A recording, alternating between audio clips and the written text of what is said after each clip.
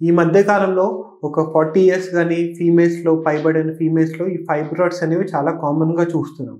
ఈ ఫైబ్రాయిడ్స్ వల్ల పేషెంట్‌కి నెలసరి టైంలో ఎక్కువ పెయిన్ గానీ, ఎక్కువ బ్లీడింగ్ గానీ ఏర్పడుతూ ఉంటాయి.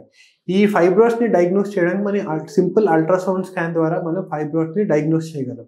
ఎంత సైజ్ ఫైబ్రాయిడ్ ఉంది, అది ఏ లొకేషన్‌లో ఉన్న దాన్ని బట్టి మన ఇంటర్వెన్షన్ ఆప్షన్స్ అనేవి ఉంటాయి. ఈ మధ్య కాలంలో మనం యూట్రైన్ ఆర్టరీ ఎంబోలైజేషన్ అనే ప్రక్రియ ఒకటి ఉంది. ఈ యూట్రైన్ ఆర్టరీ ఎంబోలైజేషన్ అంటే మనం కాలి రక్తనాళాల ద్వారా గానీ, చేతి రక్తనాళాల ద్వారా గానీ మనం క్యాథెటర్ సహాయంతో ఈ యూట్రస్‌కి ఏవైతే రక్తనాళాలు సప్లై చేస్తున్నాయో అక్కడ వరకు వెళ్ళి ఆ రక్తనాళాన్ని బ్లాక్ చేస్తాం.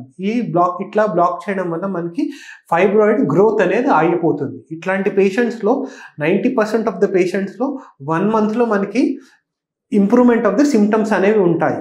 Definitely this is very minimally invasive procedure. Day care ప్రొసీజర్‌లో చేస్తాము. అండ్ యూట్రైన్ ఆర్టరీ ఎంబోలైజేషన్‌తో పాటు మనకి హై ఇంటెన్సిటీ ఫోకస్డ్ అల్ట్రాసౌండ్ అంటే వెరీ హై ఎనర్జీని మనం ఫైబ్రాయిడ్‌లో డిపాజిట్ చేస్తాము.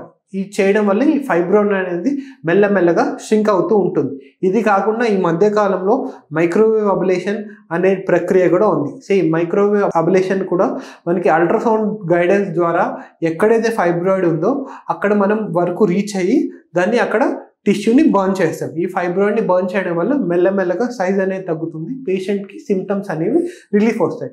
ఈ ప్రొసీజర్స్ అన్నీ మినిమల్లీ ఇన్వేసివ్ ప్రొసీజర్ వల్ల పేషెంట్‌కి అడ్వాంటేజెస్. మీరు తీసుకునే అదే మందులు, అదే నాణ్యమైన మందులు, కానీ సగం ధరకే.